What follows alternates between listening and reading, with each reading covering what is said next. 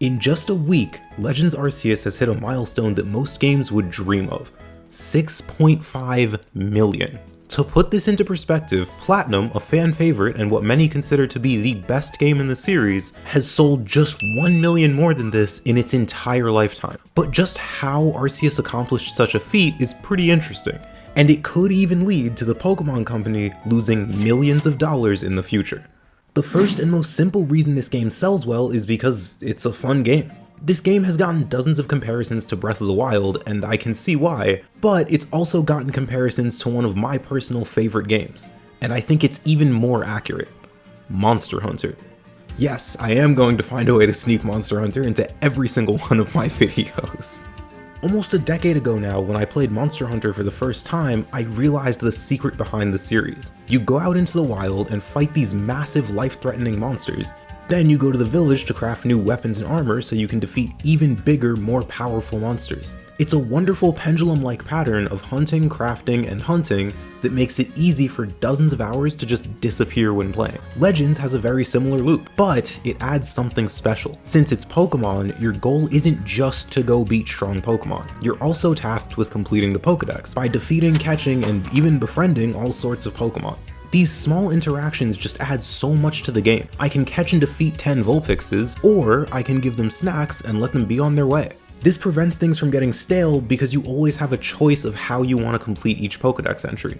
And the simple act of catching Pokemon is just so much fun. I mean, check this out. So backstrikes give you a higher chance of catching Pokemon, and orange berries distract Pokemon. So I cleverly place the berries to distract the Pokemon and get a perfect angle for the backstrike. So I guess this begs the question of why complete the Pokedex? Well, upon expanding the Pokedex enough, Cylean rewards you with a gold star. These stars give you recipes that you can use to make stronger Pokeballs and catch stronger Pokemon. You see the parallels with Monster Hunter? This excellent gameplay loop of catching, getting money for materials, and then using those materials to catch more Pokemon makes this game dangerously addictive. I mean, even the act of simply throwing a Pokeball is so much fun in this game. I mean, look at this. But it's this next idea that really makes this game stand out, especially among other Pokemon games. The change in gameplay is critically important for multiple reasons. First, it's a fun, engaging way to interact with the world of Pokemon in a way that we haven't really seen before. I mean, just look at the battles. Just the simple addition of strong and agile style changes the way you approach the combat. You can play it safe with agile style to guarantee a turn, or you can bet it all on a strong move landing a one-hit KO. Being able to make the decision of exactly how you wish to approach the battle brings something fresh to Pokemon that we really haven't seen since the physical special split. Then of course, there's the elephant in the room.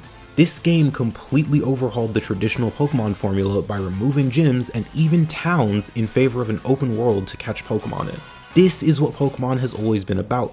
And it's thanks to this change that the act of both exploring and catching Pokemon is refreshing and engaging. You're no longer being taken on a tour of the region. Instead, you're exploring that region and all the dangers that come with it. A great example of this danger and freedom is the Rapidash in the starting area. If you've played this game before, I'm sure you've run into this creature. Not only is it level 30, but it's also an alpha Pokemon, a supersized version of a normal Pokemon that exists exclusively to bring your journey to a close about 30 hours early. And it's this extremely welcome change that actually gives us a potential glimpse into the future of the franchise. It shows us that Gamefreak and the Pokemon Company are willing to innovate, something most of us were convinced wasn't possible based on the past 2 decades. And they're gonna need to, because if they don't, they could end up losing millions. So how exactly would that happen? Well, check out this chart. Notice how there's a general trend here. The games have stagnated in sales. Granted, these aren't bad sales by any means, but notice that the sales just haven't changed in 20 years. The reason for this is simple. Just like the sales haven't changed, the games haven't either. But just now, something incredible happened. Something very nearly unbelievable. Wow!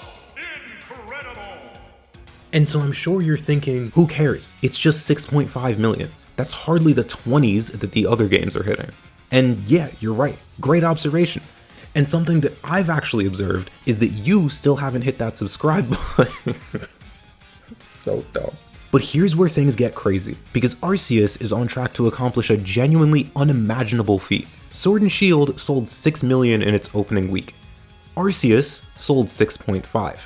So some quick math tells us that Arceus is on track to sell 24.4 million. This would put it above every single game besides Red and Blue. And that's not even the crazy part. You have to remember, Sword and Shield was a holiday release, while Arceus was the total polar opposite, releasing in late January. So the assumption that Arceus will hit 24.4 may actually be pretty conservative. This is made even more incredible when you consider that this is just the first attempt at this kind of formula, and that Arceus wasn't even advertised that heavily. Just imagine what the sales could look like for a game that's better than Arceus, that's aggressively advertised, and that releases during the holiday season. I mean, we're talking broken records here, and that's the secret. If Pokemon doesn't grab this opportunity, if they don't strike while the iron is hot, they could miss out on millions of dollars. But what do you think about the future of Pokemon? Would you like to see them keep going forwards with this formula, or would you want to return to the old ways? Or maybe something totally different? I don't know, let me know in the comments, and thanks so much for watching.